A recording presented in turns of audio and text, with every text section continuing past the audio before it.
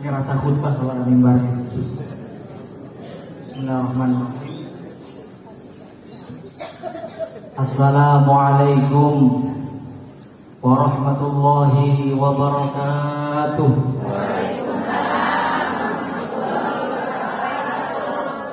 Bismillah, alhamdulillah, wassalatu wassalamu ala sayyidina Rasulillah Muhammad ibn Abdillah wa ala alihi wa sahbihi wa mawalah wa la hawla wa la quwwata illa billah.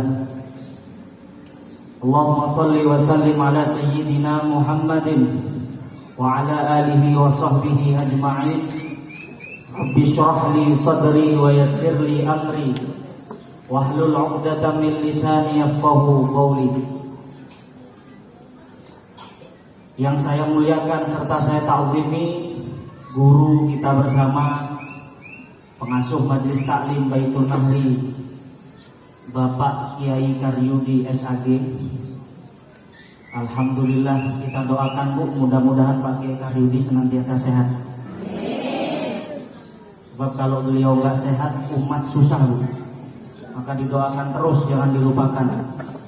Para asatidz, para kiai yang hadir di sini, mobil khusus Ustadz Ahsin, Ustadz Rono, guru kami Ustadz Abdul Halim, Ustadz Muhammad Yusuf, dan Abah Udi. Alhamdulillah semuanya ibu-ibu yang saya hormati, gimana kabarnya, sehat semuanya? Alhamdulillah, kelihatan dari raut wajahnya pada seger, pada sehat. Mudah-mudahan senantiasa istiqomah. Ibu-ibu yang dimuliakan Allah, sekarang kita sudah masuk tahun baru Islam, tahun baru Hijriah. Tahun yang keberapa Bu sekarang? 1444. Itu dapat hadiah ya, benar jawabannya. 1444 Hijriah. Tak terasa Bu ya, waktu berjalan begitu cepat. Begitulah kita ini Bu, hidup di akhir zaman ini waktu rasanya cepat. Kenapa? Kata ulama, likasratil ihtiyaj, karena kebutuhan kita banyak. Kerja siang malam tiba-tiba sudah zuhur, kerja siang malam tiba-tiba sudah asar, malam lagi pagi lagi cepat, tiba-tiba sudah tahun baru aja. Makanya orang-orang yang hidup di desa biasanya waktunya terasa lebih lama Bu. Betul nggak tuh? Betul. Kenapa? Karena biasanya kerjanya sampai zuhur. Setelah itu pulang kumpul-kumpul sama keluarga. Nah kalau kita yang hidup di kota ini banyak kebutuhan. Dari pagi sampai malam kerja. Tiba-tiba sudah lewat aja waktu begitu aja. Oleh karena itu kalau ingin umurnya panjang, jangan banyak kebutuhan Bu. Insya Allah panjang. Kenapa kok terasa cepat Ustaz?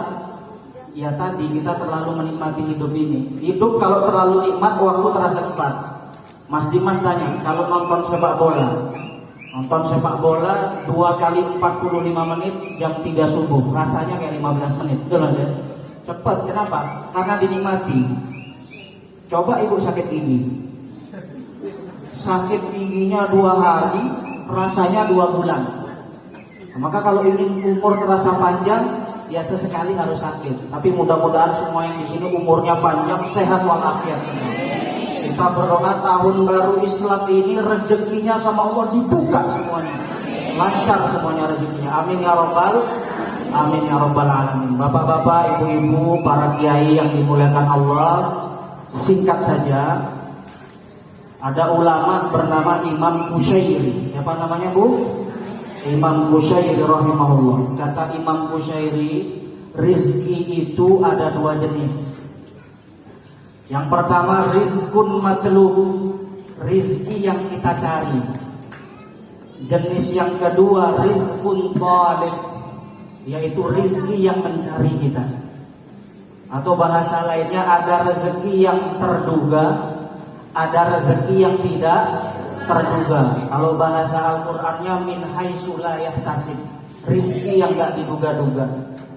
Nah biasanya kita ini paling senang, paling bahagia ketika mendapat rizki yang model kedua ini, rizki yang tidak terduga. Itu senangnya bukan main. Kalau rezeki yang terduga, penghasilan tetap bulanan, gaji bulanan 3 juta, seneng juga, tapi ngomongnya biasa. Gaji masuk, alhamdulillah. Tapi biasa. Saya sudah melakukan survei. Orang-orang karyawan yang gajinya 10 juta, ketika melihat slip gaji, bersyukur, alhamdulillah, tapi alhamdulillahnya biasa. Insya Allah ibu-ibu yang di sini melebihi itu rezekinya, amin. Karena kelihatan, Bu. Kelihatan, yang dompetnya tebal sama yang tipis kelihatan dari cara duduk di pengajian tuh kelihatan. Jadi yang duduknya agak miring-miring, apalagi yang di pojok agak ngobrol, itu biasanya ada utangnya. Kelihatan Bu, ya. Jadi ada rizki yang tidak terduga-duga, meskipun lebih sedikit. Contoh akhir bulan sudah nggak ada uang, tiba-tiba ketemu teman lama. Habis ketemu, ini Mbak Yu titipin untuk anak di rumah, berapa? Dibuka 1 juta. Pasti ibu teriak, alhamdulillah. Itu rezeki gak terduga. Nah sayangnya Bu, sayangnya kita sekarang lebih fokus sama rezeki yang terduga. Maka saya ingin memberikan kunci untuk menggapai rezeki yang tidak terduga. Mudah-mudahan setelah pengajian ini semuanya dibukakan pintunya sama Allah Subhanahu wa taala. Aminnya mantap ya. Kalau soal rezeki aminnya mantap. Bapak Ibu yang dimuliakan Allah, apa kata ulama jalan untuk menempuh rezeki? Maka ada 2. Yang pertama jalur darat. Jalur darat ini yang dilalui banyak orang. Kata Pak Jokowi ya Pak, kerja.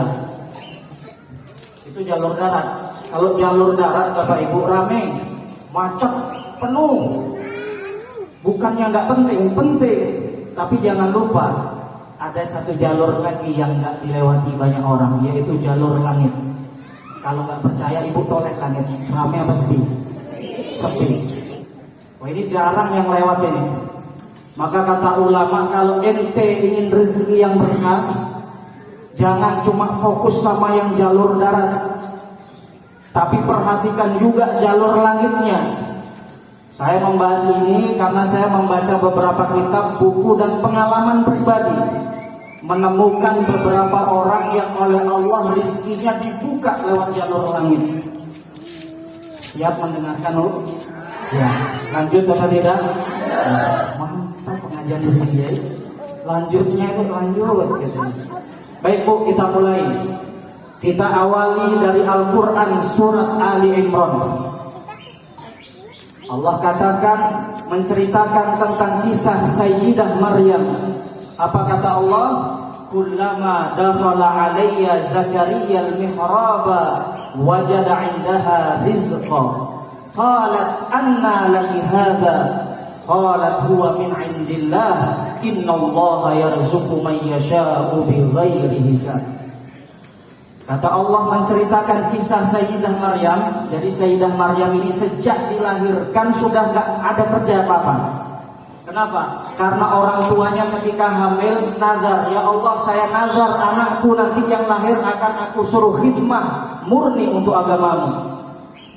Maka apa? Kata Al-Quran, ketika Nabi Zakaria masuk ke mihrabnya Sayyidah Maryam, kullama dakhala alayya Zakaria al-mihraba. Nabi Zakaria masuk ke mihrab tempat Sayyidah Maryam ibadah, wajada indaha rizqa. Selalu ada rizki di situ.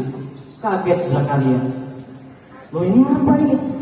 Bukannya di ruangan ini cuma ada saya dan kamu Maryam? Maka jawabannya Sayyidah Maryam, qalat huwa min indillah. Ini rizki datang dari Allah. Innallaha yarzuqu man yasha'u bighairi hisab. Allah memberi rizki kepada hambanya bighairi hisab, terkadang dari jalur yang tidak diduga-duga. Maka jalur langit pertama Bapak Ibu, kalau ingin rizki dari Allah menggunakan jalur langit, ingat kata-kata Al-Quran, mihrab. Mihrab itu identik dengan sholat. Maka siapa yang istiqamah sholatnya, insya Allah oleh Allah dibuka pintu rezekinya dari jalan yang tidak terduga-duga. Nah ini yang jarang dipikirin. Maka kata Nabi Zakaria apa? Hunalika da'a Zakaria rabbah. Kemudian gara-gara itu Nabi Zakaria sholat di mihrabnya Sayyidah Maryam, kemudian berdoa. Karena Nabi Zakaria ini Nabi yang diberi usia panjang hingga 100 tahun gak punya keturunan. Nabi Zakaria berdoa, Rabbi habli min ladunka dzurriyyatan thayyibah innaka sami'ud du'a. Ya Allah, berilah saya keturunan thayyibah yang bagus. Innaka sami'ud du'a. Kau pasti mendengar doaku. Doa di mihrab, apa kata Allah? Gak menunggu waktu lama. Fanadatul malaikatu wa huwa qa'imun yusalli fil mihrab. Ketika Nabi Zakaria sedang sholat, malaikat turun. Annallaha yubashshiruka bi Yahya. Allah memberi kabar gembira pada kamu Zakaria dengan menghadirkan seorang anak bernama Yahya. Bayangkan Bapak Ibu, Nabi Zakaria usianya 100 tahun, istrinya 90 tahun. Sama Allah dikasih anak. Bagi dokter saat itu secara medis mustahil punya anak. Sama dokter kandungan sudah divonis mandul, gak bakal punya anak. Tetapi Allah Ta'ala menjawab, kadzalika yaf'alullahu ma yasha. Kalau Allah mau, apapun bisa. Itu 90 tahun. Tanya ibu-ibu, saya yakin belum ada yang 90 tahun. Nanti sampai rumah kalau suaminya masih ada, papa ayo pak buat anak lagi pak, sudah tua. Bisa Nabi Zakaria 90 tahun bisa. Ya, oleh-olehnya gitu Bu ya. Jadi kunci pertama apa Bu? Mihrab, sholat. Maka jangan cukup sholat 5 waktunya. Sholat sunnahnya duha 2 rakaat, sholat witirnya 1 rakaat atau 3 rakaat. Biasakan juga on time. Kalau kita sholatnya on time, rezeki dari Allah juga datang on time. Maka saya punya tetangga di Bali namanya Haji Agus Salim, pendatang dari Jambi. Dulu awal merantau di Bali, dia bisnis kerajinan tangan, dijual di pinggir pantai Kuta, gantungan kunci yang ada tulisan Bali ya. Kerjanya itu dulu. Sekarang kerajinan tangannya sudah diekspor ke Australia, ke Amerika, ke Italia, menjadi kaya raya. Saya tanya, Pak Haji, gimana sampai prosesnya kok bisa cepat seperti ini? Yang dibilang sama saya bukan tambah skill, tambah begadang, tambah jam kerja. Pak Haji Abu Salim bilang, gak tahu Pak Ustadz. Yang saya ingat Allah Ta'ala membuka rezeki saya ketika saya mengistiqomahkan datang ke masjid 5 menit sebelum azan. Karena dia datang ke masjid sebelum Allah panggil, maka Allah beri dia rezeki sebelum dia meminta. Maka nilainya apa? Jangan heran kalau rezeki gak datang-datang. Wong kita dipanggil sama Allah juga gak datang-datang. Betul gak Bu? Betul. Maka kunci pertama jalur langitnya apa Bu? Salat. Mihrab. Yang lagi sibuk kerja jualan, sempetin sholat duha 2 rakaat. Insya Allah rezekinya berkah. Amin. Itu yang pertama. Yang kedua, jalur langit yang kedua apa? Kata ulama, doa. Bu, kalau kita lihat Al-Quran, panjenengan membaca Al-Quran, setiap menyebut kata langit, as-samawati, pasti Allah sandingkan dengan kata bumi. Fatiris samawati wal ard, inna fi ikhtilafil laili wan nahar wa khalqis samawati wal ard. Allah nyebut langit pasti bareng sama bumi, gak mungkin sendirian. Apa kata ulama? Ini petanda. Orang kalau ingin bahagia yang sesungguhnya, maka harus imbang antara bumi dan langitnya. Jangan cukup usaha bumi tok, jalur langitnya ditinggalin. Maka kita harus membangun silah bainas sama'i wal ard. Membangun hubungan yang baik antara langit dan bumi harus seimbang. Maka Bu, wasiat untuk diri saya sendiri. Jangan pernah mengangkat kepala dari sujud yang terakhir setiap sholat, kecuali ibu setelah mengajukan hajat dan permintaannya sama Allah. Siap Bu? Siap. Kita titipkan hajat kita di sujud yang terakhir. Karena kata Nabi, jarak terdekat seorang hamba dengan Allah adalah ketika dia sujud. Maka banyak minta sama Allah saat sujud. Kita bisikkan ke bumi, nanti bumi menyampaikan ke langit. Itu kuncinya. Jadi apa kuncinya yang nomor 2? Doa. Maka ada psikolog namanya David Rigo. Nah, ini David Rigo nih, anak UIN yang kuliah di UIN pasti tahu. Kata David Rigo, dia non muslim ya, bukan orang Islam, non muslim. Tapi apa kata David Rigo? Kalau ingin bahagia ada 5 hal. Ini 5 hal nggak saya bahas semua, panjang 1 semester. Nanti nggak diundang lagi ya bagi Karyudi, pelan-pelan aja. Tapi 1 hal kata David Rigo, things do not occur according to plan. Kita harus meyakini bahwa tidak segala sesuatu yang kita rencanakan pasti terjadi. Sekarang kan orang mendewa-dewakan planning, rencana, lupa sama Allah. Tidak ada gunanya. Planning itu penting, tetapi menuhankan rencana bisa syirik, Pak. Kenapa? Karena kalau Allah nggak mau, nggak bakal terjadi. Maka jangan lupa doa. Jangan lupa doa. Sekarang logika kita sering terbalik, Bapak Ibu. Logika kita sering terbalik. Ketika ada problem, apa yang dilakukan? Ngubungin teman, ngubungin relasi, pinjam sana sini, usaha ngajukan ke bank, sudah buntu baru ngampar sejadah sholat. Logikanya kebalik. Ketika sakit berobat dulu kemana, ke puskesmas, klinik, rumah sakit, sudah buntu baru sholat hajat, baru nyantuni anak yatim. Logikanya sekarang harus kita rubah. Ada masalah, laporan dulu sama Allah.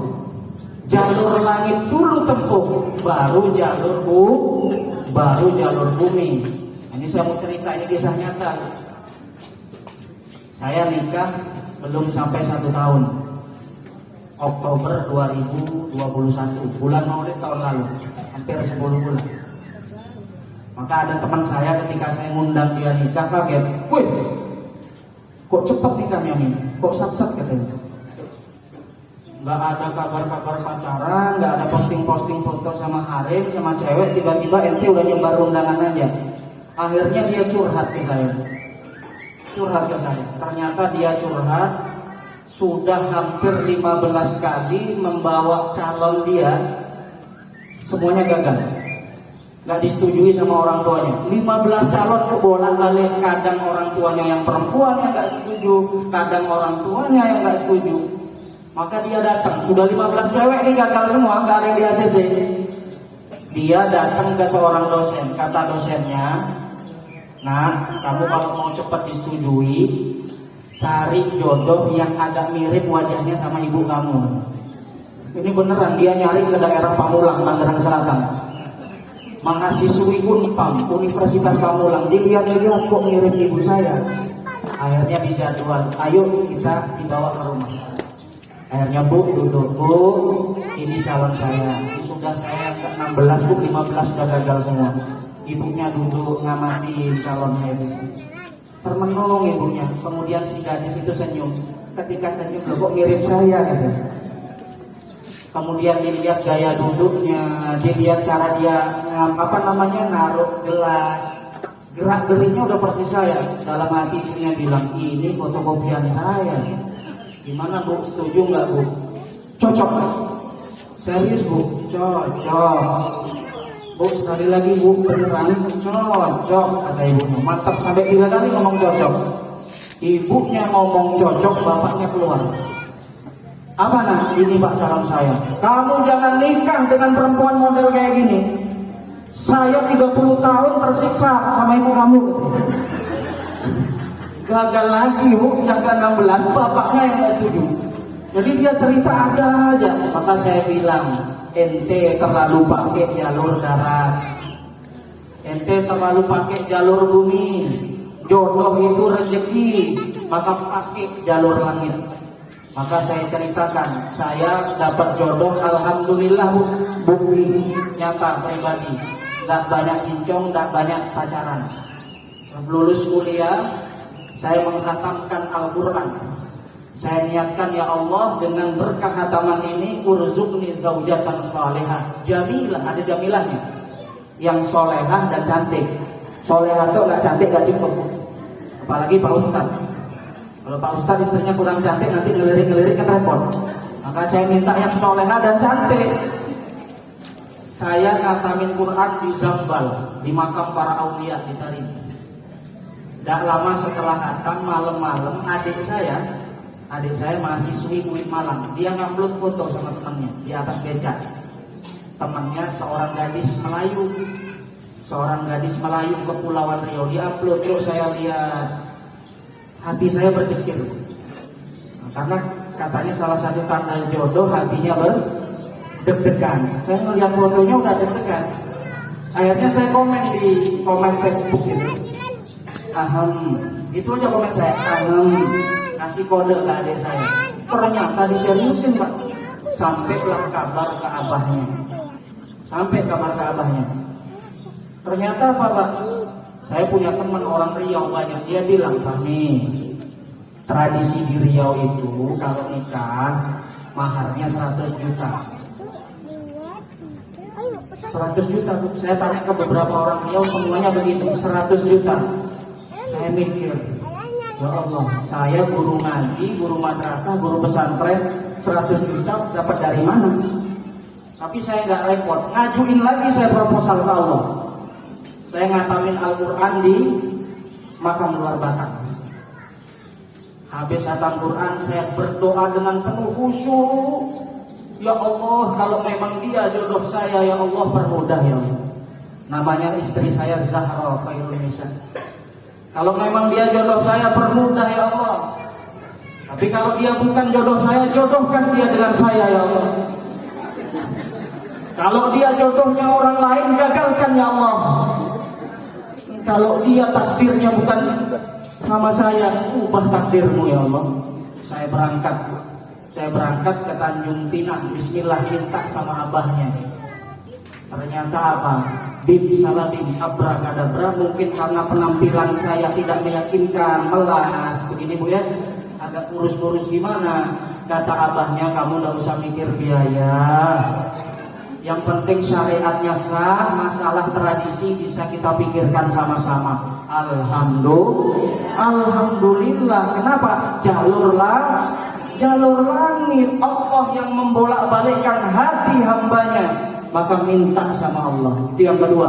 Yang pertama Babu kita ulang, salat. Yang kedua doa. Khususnya doa di sujud terakhir. Itu Bu ya. Ini agak panas juga nih hasilnya.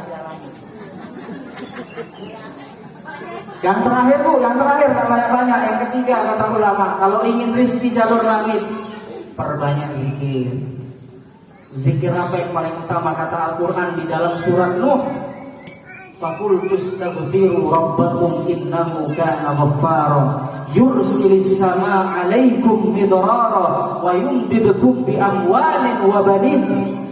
Kata Nabi Nuh, istighfarlah kepada Allah, maka Allah akan mencurahkan rezekinya dari langit. Wa yumdidkum bi amwalin wa banin, memberikan anugerah keberkahan pada harta dan anak-anak kalian. Maka banyak-banyak istighfar. Astagfirullahaladzim, astagfirullahaladzim, astagfirullahaladzim, astagfirullahaladzim, astagfirullahaladzim, astagfirullahaladzim, astagfirullahaladzim. Pembuka rezeki. Maka saya tutup pengajian ini dengan sebuah kisah ketika saya umroh tahun 2018. Alhamdulillah saya dapat anugerah untuk bisa berangkat umroh tahun 2018, berangkat dari Bali, Denpasar, Jeddah, Denpasar. Saya bersama ibu, menemani ibu, tetapi karena ada orang tua renta 70 tahun dari Banyuwangi, namanya Pak Malik. Pak Malik ini bisa umroh karena anaknya urunan, punya anak 8. Padahal ekonominya biasa aja, tapi anaknya 8. Gak usah heran kalau ada orang miskin banyak anaknya. Memang hiburannya orang miskin bukan ke bioskop, bukan ke mall, yang buat anak itu. Jadi anaknya iuran. Sampailah Pak Malik ini berangkat umroh, sama panitia umroh saya disuruh menjadi tanggung jawabnya.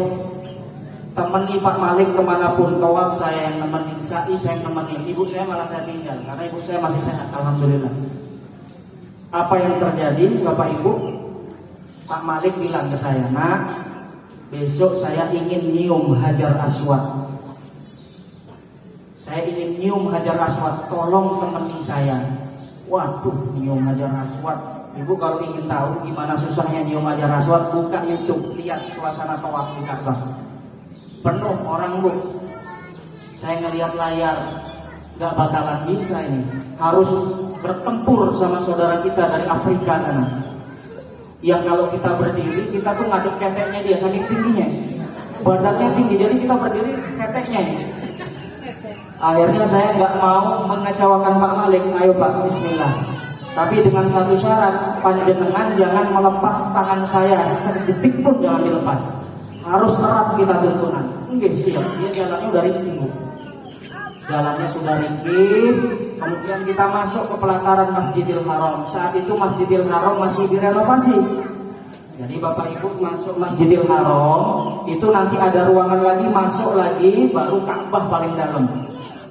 Nah masalahnya adalah tembok Masjidil Haram yang luar itu direnovasi, dilapisi kain hitam. Sama Pak Malik itu dikira Ka'bah. Akhirnya saya tuntun dia, baru nyampe luar Masjidil Haram sudah lari. Dipeluk tembok Masjidil Haram begini-begini.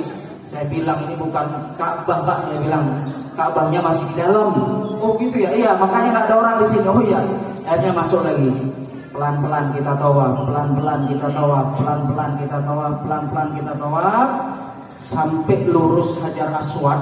Wah ini saya udah target. Pak, kita selangkah demi selangkah, minggir, agak merapat.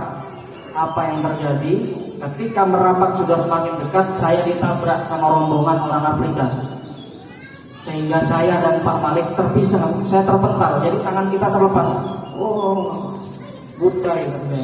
Gak mungkin saya akan menyelamatkan lagi. Kenapa? Karena kalau udah pisah udah susah. Pak Malik terpisah dari saya.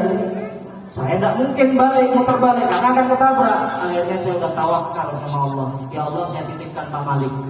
Saya lanjut tawaf, saya balik ke hotel. Kabar Pak Malik, Allahu a'lam. Tiba-tiba sore menjelang asar, si Pak Malik ini diantar oleh polisi dari Arab Saudi. Balik ke kamar. Balik ke kamar dengan keadaan senyum yang berseri-seri. Saya bilang mohon maaf Pak Malik, saya nggak bisa memenuhi hajat jenengan untuk mencium Hajar Aswad. Kata Pak Malik, malah dia peluk saya. Terima kasih Nak Zul, saya sudah diantar sampai depan Ka'bah tadi. Alhamdulillah saya nyium Hajar Aswad 3 kali. Kok bisa Pak? Ternyata tadi ketika Nak Zul sudah lepas, tiba-tiba kata dia, rombongan orang yang mencium Hajar Aswad yang berkelahi itu terbelah. Kok jalanan rasanya lapang, saya masuk nggak ada halangan sama sekali dan saya cium Hajar Aswadnya. Setelah itu dia tersesat, kemudian diselamatkan oleh polisi Saudi. Kok bisa Pak sampai bisa cium Hajar Aswad? Saya sebelumnya bersolawat. Gimana sholawatnya Pak? As-salatu wassalamu alaika ya sayyidi ya Rasulullah. As-salatu wassalamu alaika ya sayyidi ya Rasulullah. Ya Rasul, saya umatmu datang dari Indonesia. Aku umatmu datang dari Banyuwangi. Fisik aku lemah, kata Pak Malik. Tidak ada apa-apanya dibanding umatmu yang dari Turki, yang dari Afrika. Tapi saya mohon Rasul, saya ingin mengecup batu yang pernah kau kecup. Setelah itu kebuka jalan, Bu. Kebuka jalan, dia nyium Hajar Aswad dan terharu. Itu makanya jangan meremehkan kualitas zikir. Jangan pernah meremehkan kualitas salat, salawat. Sallallahu ala Muhammad. Sallallahu alaihi wasallam. Sallallahu ala Muhammad. Sallallahu alaihi wasallam. Sekali lagi. Sallallahu ala Muhammad. Sallallahu alaihi wasallam. Sallallahu ala Muhammad. Sallallahu alaihi wasallam. pagi ini yang bisa saya sampaikan. Kunci langit cukup 3, ada 20 sebenarnya Bu, cuman sekarang 3 aja, takut gak diundang lagi sama Pak Kiai. Mudah-mudahan menjadi ilmu yang bermanfaat. Wallahul muwaffiq ila aqwamit thoriq. Assalamualaikum warahmatullahi wabarakatuh.